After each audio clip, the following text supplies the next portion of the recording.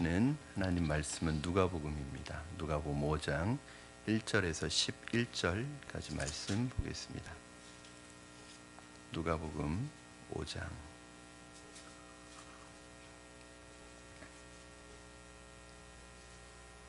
1절에서 11절까지 말씀을 저와 여러분 한 절씩 교독하시고 마지막 11절 말씀은 합독해서 받겠습니다.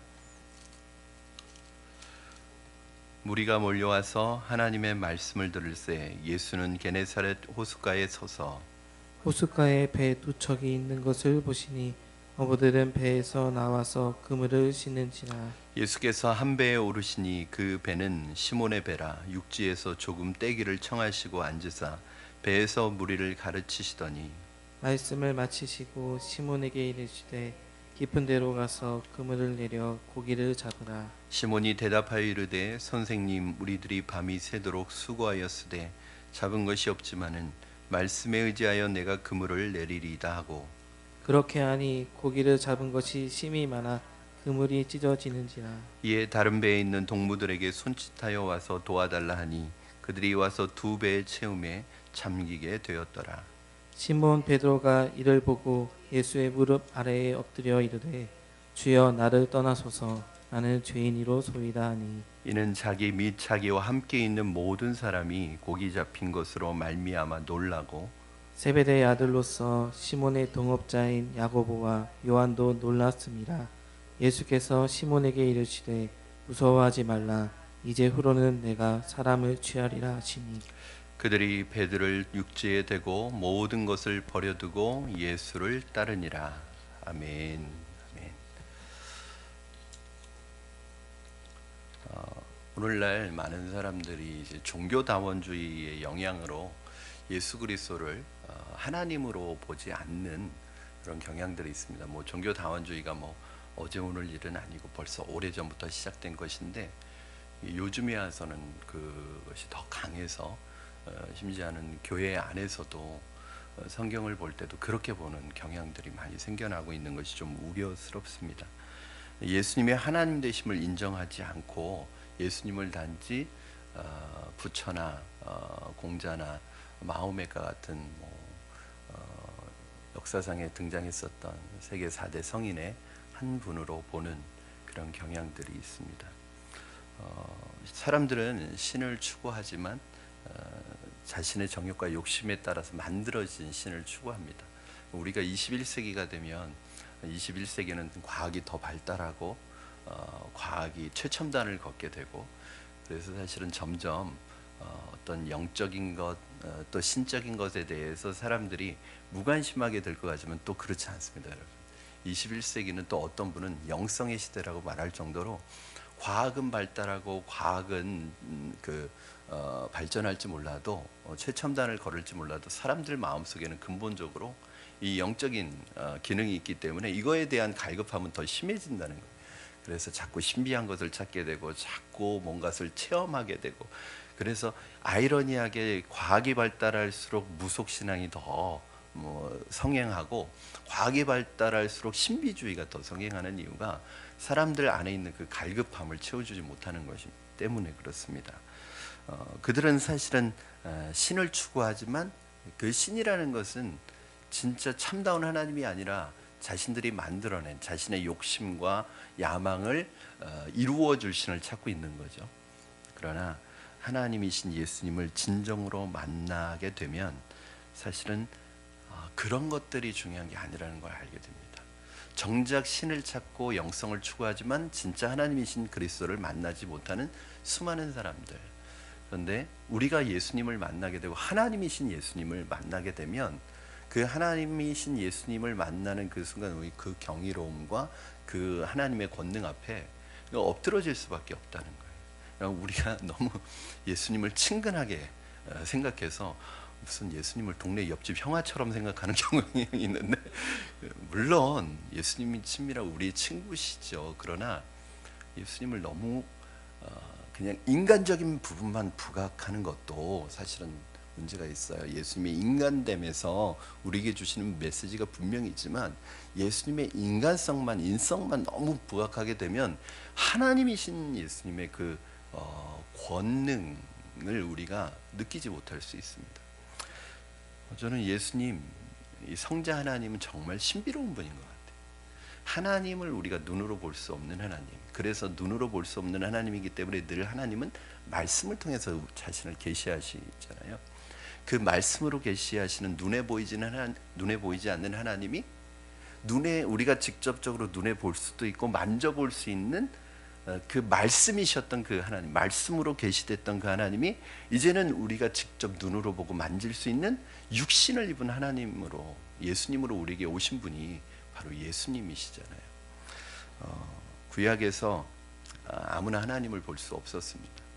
하나님을 만날 수 없었습니다. 그건 무슨 말이냐면 하나님이 영이시기 때문에 보이지 않아서 볼 수 없었다는 얘기가 아니라 바로 하나님의 거룩성 때문에 하나님 앞에 죄 있는 사람이 하나님을 만나면 살 수가 없었습니다.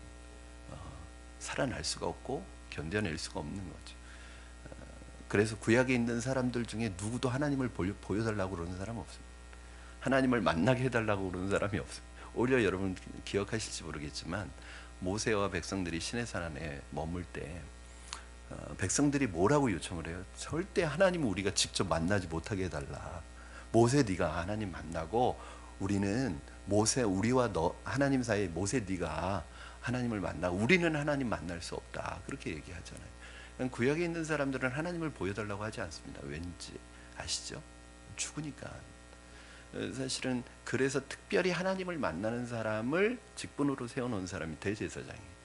근데 대제사장조차도 사실은 하나님을 만나는 데 있어서 굉장히 조심해야 돼요.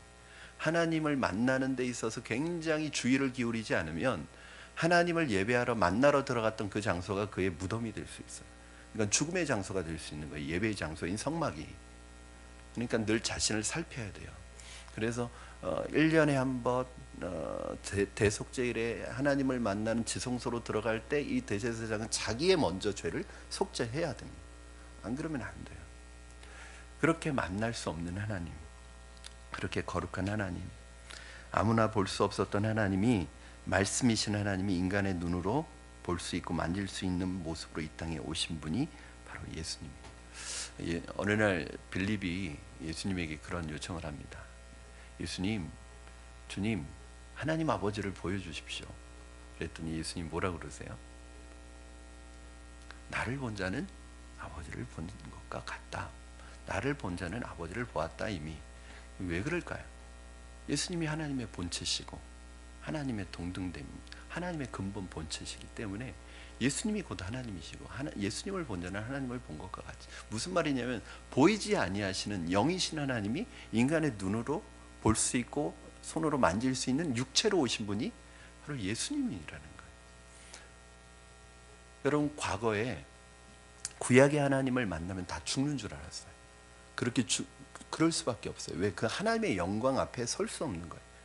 마찬가지로 신약의 하나님이신, 신약의 육신을 입고 오신 예수님을 하나님으로 만나는 사람은 구약의 하나님을 만났던 사람과 똑같은 반응을 보입니다. 무슨 말이냐면 눈으로 보이시는 그 하나님이시지만 그 예수님을 진짜 만나는 사람은 정말 구약의 하나님을 만났던 선지자들이나 하나님을 만났던 사람들이 보였던 반응과 똑같은 반응을 보여요. 왜? 하나님이시니까. 단지 우리의 눈에 보이는 하나님이시지만 그 하나님의 권능과 영광은 똑같이 나타나는 것이죠. 우리는 오늘 본문에서 진정한 하나님의 존전에 서게 된 제자들의 모습을 볼 수 있고, 특히 베드로의 모습을 통해서 하나님을 만난 사람은 어떻게 반응하는가. 인간의 반응이, 여러분 그 하나님의 만났을 때 인간의 반응조차도 인간이 가지고 있는 불완전한 반응이에요. 그렇게 하나님을 인격적으로 만났다고 해서, 그리고 반응을 보였다고 해서 그의 삶이 완벽하지는 않아요. 그러나 반응이 있다는 거예요. 반응이. 하나님을 만난 사람은 반응이 있다는 거예요. 어떤 반응이 있어야 되느냐, 어떤 반응이 나타나느냐. 오늘 특별히 제자 중에서 베드로의 모습을 통해서 여러분과 그 반응을 나누면서 우리에게 한번 적용해 봤으면 좋겠습니다. 첫째는 주님을 만난 사람은 자신의 죄인됨을 깨닫게 됩니다. 이게 첫 번째 나타나는 반응이에요. 우리 8절 말씀 같이 읽겠습니다. 시작. 시몬 베드로가 이를 보고 예수의 무릎 아래에 엎드려 이르되 주여 나를 떠나소서 나는 죄인이로소이다 하니. 아멘. 물고기를 가득 찬 배를 끌고 육지로 올라온 베드로가 처음 한 행동은 바로 예수 앞에 엎드러졌다는 거예요. 엎드러져서 뭐라고 말하고 있냐면 주여 나를 떠나소서 나는 죄인입니다. 의외의 반응이 아닐 수 없습니다. 그토록 바라던 만선의 기쁨을 가지고 이 만선의 그 감격을 가지고 지금 육지로 돌아왔는데 그 배를 가득 채우고 있는 고기를 보면서 기쁨을 경험하기보다는 지금 베드로의 마음속에는 하나님 앞에 서 있는 두려움을 경험하고 있어요. 왜냐하면 예수님의 그 가르치심과 예수님이 행하시는 이 일들을 볼 때 그 일들 속에서 이분이 거룩한 분이라는 것을 베드로가 인식하고 있는 거예요. 베드로가 그렇다고 해서 그럼에도 불구하고 베드로의 이 인식이 예수님의 정체에 대한 완벽한 인식은 아니에요. 여러분들 아시겠지만 이 이후에 베드로가 또 예수님에 대해서 왔다 갔다 하는 모습을 볼 수 있어요. 그러나 한 가지 중요한 것은 인식하고 반응하기 시작했는데 무엇으로 반응했느냐? 하나님으로 인식하기 시작했다는 거예요. 베드로의 마음속에 그런 마음이 두려움이 생겼어요. 여러분 하나님을 직접적으로 만나면 할렐루야 기쁘고 그런 게 아니라 두려운 마음이 생깁니다. 왜? 내가 죄가 있기 때문에. 그래서 이 되어지는 일들을 볼 때 이분은 하나님이시구나. 이건 내가 한 게 아니지. 하나님이시구나 하는 인식이 들어오기 시작하는 거예요. 베드로가 처음에는 선생님이라고 그랬거든요. 근데 호칭이 주님으로 바뀝니다. 이 고백으로 미루어 베드로는 예수님을 단순한 인간 이상의 신적인 존재로 인식하기 시작을 했습니다. 여러분 자신의 죄인됨을 깨닫고 하나님께 온전히 부복하는 자가 바로 주님의 제자가 될 수 있다는 것을 보여줍니다. 우리가 예수님 앞에 온전히 엎드리지 못하는 이유가 무엇일까요? 아직도 내가 내 인생의 주인인 것처럼 착각하며 살아가는 이유가 무엇일까요? 왜 예수님의 주인 되심을 전혀 의식하지 않고 그야말로 내 마음대로 살아가는 이유가 무엇일까요? 오늘 본문을 통해서 보니까 예수님을 만나지 못했기 때문에. 예수님을 만난 이후에 완벽한 그거를 얘기하는 게 아니에요. 예수님을 만난 이후에 자신을 죄인으로 인식한다는 거예요. 여러분 그렇지 않나요? 내가 예수님을 더 깊이 알아가면 알아갈수록 예수님과 친밀해지면 친밀해질수록 친한 형이 되나요? 예수님과 묵상이 깊어지고 예수님과 동행하게 되면은 예수님이 가벼워지나요? 그렇지 않거든요. 예수님의 은혜에 압도당하기 시작하면서 내가 얼마나 큰 죄인이고 그 예수님의 십자가의 은혜가 얼마나 큰 것인지를 점점 깨닫게 되거든요. 바울이 뭐라고 고백합니까? 나는 죄인 중에 괴수라고 그렇게 자신을 고백합니다. 여러분 주님을 알아가면 알아갈수록 겸손해질 수밖에 없고 주님을 경험하면 경험할수록 내세울 것이 없을 수밖에 없고 내가 무엇을 이루었다고 무엇을 했다고 자랑할 수가 없습니다. 바울이 그런 고백을 합니다. 고린도전서 15장 10절 말씀에서 내가 다른 모든 사도보다 더 많이 수고하였지만은 내가 한 것이 아니라 하나님의 은혜다. 철저하게 바울은 자신이 죄인이라는 의식을 가지고 가면서 이 마음이 있어요. 내가 자랑하지 않아요. 내가 주님을 위해서 뭘 조금 해놓고 야, 나 진짜 대단하다 뭐 이런 생각 갖지 않아요. 왜냐하면 이것조차도 내가 한 게 아니라 주님이 힘 주셔서 은혜 주셔서 한 거지 내가 한 게 어디 있어요. 내 진짜 모습은 이런 걸 할 수 있는 위인이 못 돼요. 여러분 생각해 보세요. 우리는 이런 일을 할 수가 없어요. 정말 주님을 위해서 헌신하고 섬기고 수고하는 거 이거 우리 인간적인 본성으로는 할 수 없어요. 만약에 우리가 인간적인 의지와 마음으로 하면 할수록 억울해요. 이거 남들은 안 하는데 왜 나는 이걸 하나? 남들은 편한데 왜 나는 이렇게 힘든가? 자꾸 억울해지는 거예요.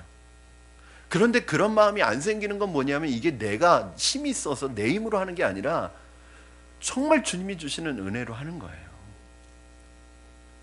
어떤 은혜가 있는 거죠? 죄인인데 하나님의 일에 써주시는 은혜.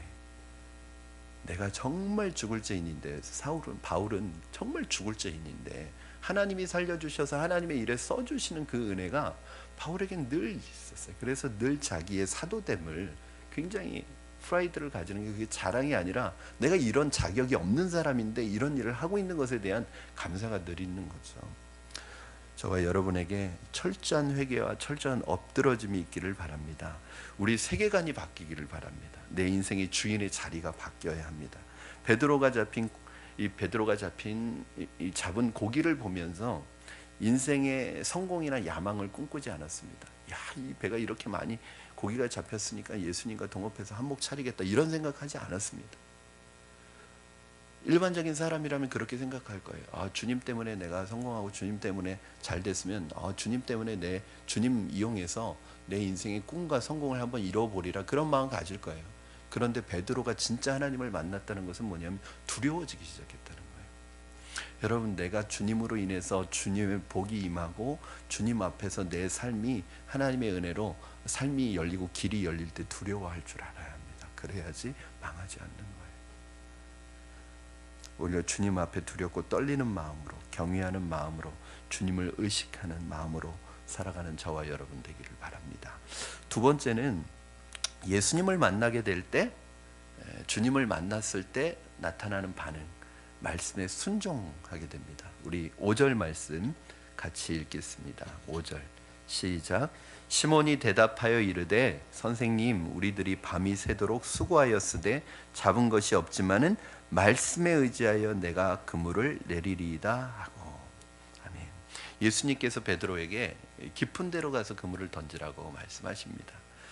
인간적으로 생각해 보면 예수님의 이 명령이 너무나 터무니없는 명령으로 보입니다. 더욱이 베드로와 그의 형제들은 어부였으며 평생을 어부로 살았고 어부로 잔뼈가 굵었고 고기 잡는 데 있어서는 전문가였습니다. 프로페셔널이었습니다. 그런데 그들이 밤새도록 노력했지만 고기를 못 잡고 왔어요. 갈릴리 바다의 고기는 주로 밤에 잘 잡힌다는 것도 알고 있고 새벽녘에는 물가로 나온다는 사실도 이미 다 알고 있습니다. 그런데 예수님의 명령은 상식을 넘어서는 명령이었어요. 깊은 데로 가서 그물을 던져라. 순종하게 무리가 있는 말씀이었습니다. 인간적으로 생각하면 이 말씀은 어부인 베드로와 형제들을 무시하는 말씀이기도 했습니다. 그러나 베드로가 기분 나빠하지 않았습니다. 예수님의 말씀에 대해서 거부감이 생기지 않았습니다. 예수님의 말씀에 이 모든 상황에도 불구하고 순종했습니다. 그리고 결과적으로 커다란 결실을 맺게 됩니다. 우리는 이 사건에서 베드로가 분명 예수님을 다 이해하고 순종한 것은 아니라고 생각합니다. 왜? 이때까지도 아직 선생님이에요.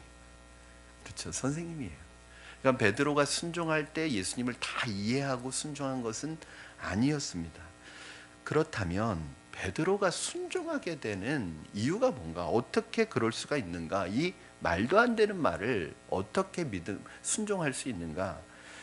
저는 여러분이 늘 알고 있는 한 가지하고 여러분에게 말씀드리지 않은 한 가지하고 두 가지를 말씀드리고 싶은데, 첫 번째는 뭐 때문이에요? 여러분 말씀 안 드려도 아시죠? 말씀 때문이었습니다. 그렇죠? 말씀에 반응한 거예요. 베드로가 그렇게 말하잖아요. 내가 말씀에 의지하여 그물을 내리리이다. 내 경험이나 내 지식이나 이성에 의지하면 그물 내릴 수 없죠. 정신 나간 일이죠. 바보죠. 내 이성이나 경험이나 내 상식에 의지하면 이건 내릴 수가 없는 거예요. 그런데 베드로가 뭐라고 그러냐면 내가 말씀에 의지하여. 말씀이면 가능하죠.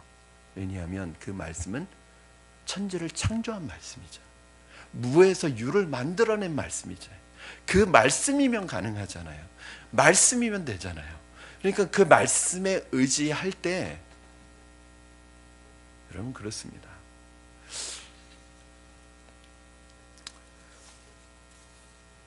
이 말씀에 의지할 때 이게 이제 기적이죠. 그러니까 여러분, 하나님의 말씀을 자꾸 내 상식하고 맞추려고 하지 마셨습니다. 내 수준에 맞추려고 하지. 그럼 뭐 성경 볼 필요 없죠. 하나님의 말, 그거는 하나님의 말씀이고 내 상황은 지금 이런데, 그러면 말씀 볼 필요 없죠. 아, 그거 이해가 안 되는데 하나님 아무리 말씀하셔도 하나님 너무하시네요, 참. 하나님 말도 안 되는 말씀이네요, 참. 그러면 하나님 말씀 볼 필요 없죠. 왜? 하나님의 말씀이 내 수준이면 뭐하러 말씀해? 그냥 내가 복음을 읽지. 내가 복음서를 써가지고 그냥 내가 복음서 내 기준으로 살면 되지. 하나님 말씀이 뭔 필요가 있겠어요. 그런데 그런 일들을 하고 있어요, 지금. 그러니까 자꾸 하나님의 말씀과 내 이해가 상식이 부딪히니까 말씀 안 보잖아요. 여러분, 두 번째는요, 저는 전적으로 베드로 혼자 자기 믿음으로, 자기가 남들보다 의지가 강해서, 남들보다 신앙이 뛰어나서 순종한 게 아니라고 생각합니다. 흔히 이 부분을 말할 때 베드로의 순종에 초점을 맞추는데, 사실은 베드로의 순종보다 더 중요한 게 있어요. 왜 베드로가 순종할 수밖에 없었을까요? 하나님의 권능과 은혜가 임한 거예요, 지금. 그러니까 이 하나님이신, 말씀이신 그분이 육체를 입고 오셔서 말씀이신 그분이 직접 말씀을 전하고 있단 말이에요. 그 말씀이, 하나님의 말씀이 베드로를 사로잡은 거예요. 베드로를 압도한 거예요. 말씀의 임재가 베드로에게 임한 거예요. 그래서 이 말씀이 들렸을 때 도저히 거부할 수 없는 그 말씀의 힘이 도저히 베드로로 인하여 거부할 수 없도록 만드는 이 말씀의 압도하는 임재가 지금 베드로에게 임한 거예요. 여러분, 이것이 없으면 사실은 베드로가 아무리 그렇다고 할지라도 순종할 수 없습니다. 베드로가 순종하고자 하는 그 마음의 결단도 중요하지만, 말씀이 우리를 사로잡아야 되고, 말씀이 우리를 압도해야 되고, 말씀이 우리 심령을 붙잡아야 돼요. 제가 늘 그런 말씀 드리잖아요. 우리가 말씀을 묵상한다는 게 뭐예요? 말씀을 우리가 읽는 게 아니에요. 주체가 내가 아니에요. 우리가 착각하는 거 하나가 내가 말씀을 읽는다고 생각해요. 절대 그렇지 않습니다. 묵상이 깊은 사람은 어떻게 되냐면, 말씀을 내가 읽을 때 말씀이 나를 읽어요. 나를 스캔을 해요. 그래서 말씀의 빛이 내 몸을 스캔하면서 내 안에 있는 것을 끄집어내게 만들어서, 이게 진짜 말씀이 나를 압도하는 거예요. 이게 묵상이잖아요, 여러분. 그냥 눈으로 글자 읽는 게 아니라, 우리는 묵상도 해치우잖아요, 그렇죠? 15분밖에 없네. 15분 딱.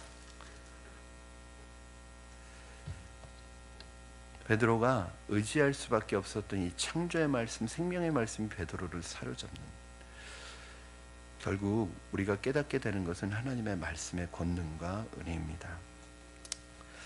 저는 오늘 우리가 이 하나님을 만나야 한다고 생각합니다. 요즘 교인들은 말씀을 두려워하지 않아요. 너무 쉽게 생각해요. 하나님의 말씀을 무슨 신문 찌라시 광고보다도 못하다고 생각하고 관심도 없어요. 그거보다도 오히려 신문에 낑겨오는 그 찌라시에 더 관심이 많아요. 베드로가 그 절망의 밤, 인생의 낙심의 밤, 그 오랫동안 고기를 잡았는데 한 마리도 못 잡은 적은 없었는데, 오늘 그 인생의 가장 밑바닥을 경험한 날, 배를 육지에 대는 베드로의 몸은 아마 엄청 무거웠을 거예요. 낙심이 됐을 거예요. 왜? 그게 바로 다음날 그들의 생계인데, 베드로가 그때 그 낙심의 밤, 절망의 밤에 들어와서 집에 가서 잠자지 않았습니다. 가서 술 퍼먹지 않았어요. 술로 시간을 때우면서 오늘 내 인생이 왜 이러냐 신세한탄하지 않았습니다. 그 낙심의 밤에 베드로가 그 자리에서 예수님의 말씀을 들었어요. 그 말씀을 듣는데 그 말씀이 이 베드로를 압도해 오기 시작했습니다. 저는 그 자리에서 말씀을 들었을 때 베드로의 운명이 바뀌었다고 생각합니다. 저는 어느 순간 우리가 말씀을 듣다가 우리 인생이 바뀔 줄로 믿습니다. 운명이 바뀔 줄로 믿습니다. 여러분, 이런 역사가 우리에게 있어야 되잖아요. 그냥 말씀 듣다가 내 인생의 밤에, 절망의 밤에 말씀 듣다가 내 인생의 희망을 발견하고, 말씀 듣다가 내 운명이 바뀌고 내 인생이 바뀌는 일들이 우리에게 있어야 하잖아요. 저는 여러분에게 이런 일이 일어나기를 주님의 이름으로 축원합니다. 예수님을 만난다는 것은 말씀을 만난다는 것이고, 말씀을 만날 때 그 말씀에 압도당해서 믿음으로 살아갈 수밖에 없습니다. 오늘 여러분에게 들려지는 말씀이 여러분의 마음을 사로잡는, 압도하는 말씀이 되기를 주님의 이름으로 축원합니다. 마지막으로 세 번째, 예수님을 만나게 될 때 자신의 모든 것을 버려두고 그분을 따르게 되었습니다. 이 따르게 된다는 말은 여러분 특별한 의미가 있는 거죠. 11절 말씀 우리 같이 읽겠습니다. 시작. 그들이 배들을 육지에 대고 모든 것을 버려두고 예수를 따르니라. 아멘. 이 사건 이후에 제자들이 배에서 내리자마자 자신들의 모든 것을 버려두고 예수님을 따르기 시작했답니다. 그들은 이제 후로는 내가 사람을 취하리라는 이 말씀을 듣고, 부르심을 듣고 그 즉시 배들을 버려두고, 여러분 배들을 버려두고, 이게 굉장히 중요해요. 어부에게 있어서 배는 가장 소중한 것입니다. 그렇죠? 배들을 버려두고, 가장 소중한 것을 버려두고, 가장 중요한 것을 버려두고 예수님을 따랐다. 그들의 안에는 누가 있었느냐? 베드로와 안드레와 동업자였던 야고보와 요한, 이 사람들이 있었죠. 11절에 따른이라는 이 원어가 의미가 누구의 뒤를 적극적으로 따라가는 것을 말한답니다. 여러분 여기에서 나오는 말이 뭐예요? 제자잖아요. 제자는 학생하고 달라요. 스튜던트가 아닙니다. 디사이플입니다. 이게 뭐예요? 학생은 뭐냐면 지식을 배우는 게 학생이에요. 제자는 뭐예요? 스승의 뒤를 따라가는 사람이 제자예요. 그것도 억지로 끌려가는, 따라가는 게 아니라 적극적으로 뒤를 따라가는 거예요. 이유는 뭐예요? 왜 그렇게 하죠? 예수님의 뒤를 적극적으로 따르는 제자의 삶을 제자들이 선택했어요. 누가 한 게 아니라 자기들이 선택했어요. 예수님을 따라갔어요. 자기들이. 그것도 자신들의 소중한 모든 것을 다 버려두고. 당연하죠. 왜 그렇게 따라갈 수 있었을까요? 중요한 것, 소중한 것 다 버려두고 진짜가 온 거예요. 내가 그동안 소중하게 생각했던 것보다 더 소중한 거, 내가 그동안 중요하게 생각했던 것보다 훨씬 중요한 거, 정말 내가 내 인생을 바쳐도 아깝지 않은 거, 그거를 지금 제자들이 발견한 거예요. 여러분 진짜가 오면 가짜는 중요하지 않아요. 진짜가 오면 대체품은 중요하지 않아요. 그거 어떻게 아깝게 그거 버려두고 가지? 그거는 진짜를 못 만난 사람들이 하는 말이에요. 내 인생의 진짜를 만나면 그동안 내가 대신 가지고 있었던 거 버리는 거 하나도 아깝지 않아요. 근데 왜 아까울까요? 진짜를 못 만나. 내 인생의 진정한 여인을 만나면 그동안 여러 여인들 저절로 정리됩니다. 그렇죠? 왜 정리가 안 돼요? 진짜를 못 만나서.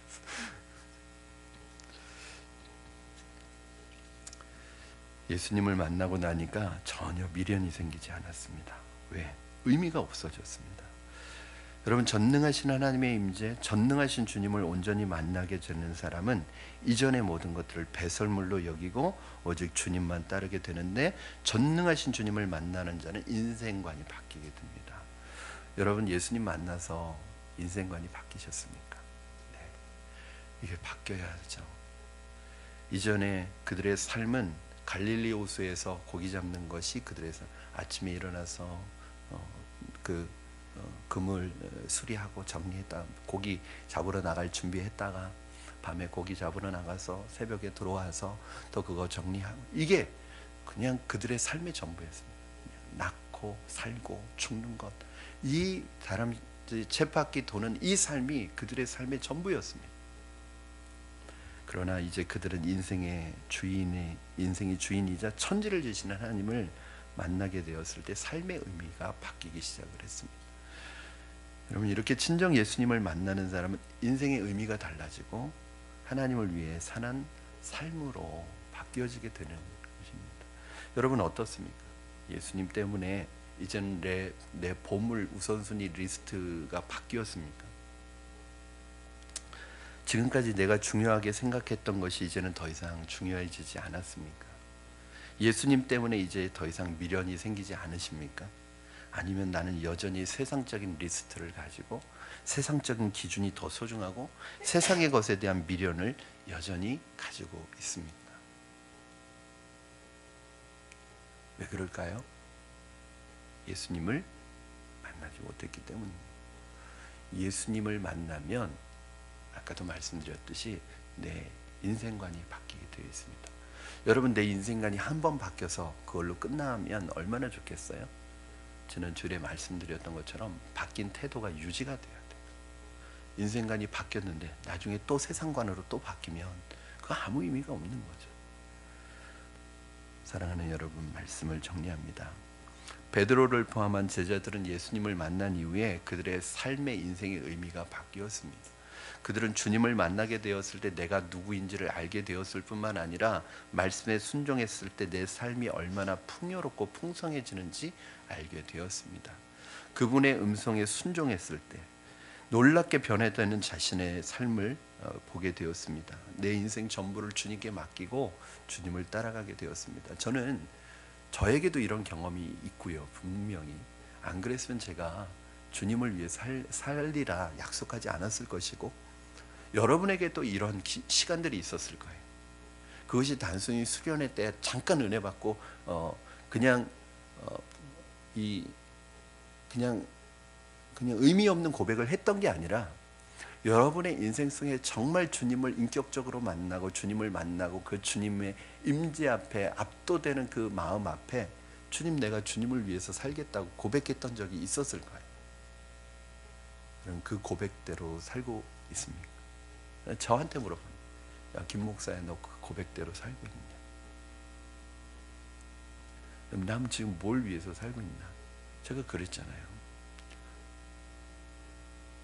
제가 어느 순간 공부를 하고 있는데도 내가 왜 공부하고 있는지를 잊어버리고 있을 수 있어요. 왜냐하면 제가 공부하는 게 주님을 위해서 공부하고 있었던 거거든요. 그런데 어느 순간은 주님은 싹 빠져버리고 공부 자체가 내 우선순위가 되어 있었고, 언제는 제가 사역을 하는데 사역을 하는 이유가 뭐예요? 주님을 위해서 제가 가는 거예요. 근데 주님은 쏙 빠져버리고 일만 남아있고, 내가 어떤 내게 주신 사명의 자리에서 또 직업을 선택해서 일하고 있을 때 그 일을 하는 데 있어서 주님은 싹 빠져버리고 여전히 세상적인 관점과, 그게 내가 그랬던 게 아니라 정말 내 인생관이 바뀌었는데 어느 순간 보면 또 내가 옛날로 돌아가 있지 않아요. 왜냐하면 이 사람은 회귀 본능이 있거든요. 그래서 우리의 신앙과 우리의 꿈도 계속 그 부분에 있어서 영적 긴장감을 가지고 유지하고 기도하지 않으면 또 언제 돌아가 있어요. 이게 참 신기해요.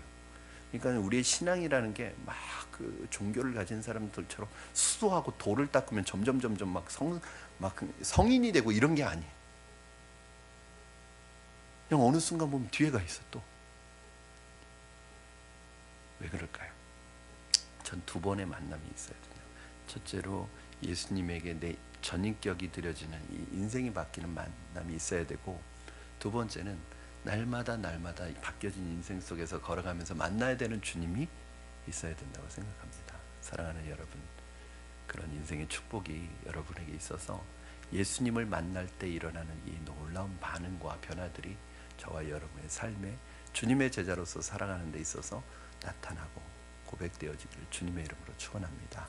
기도하겠습니다.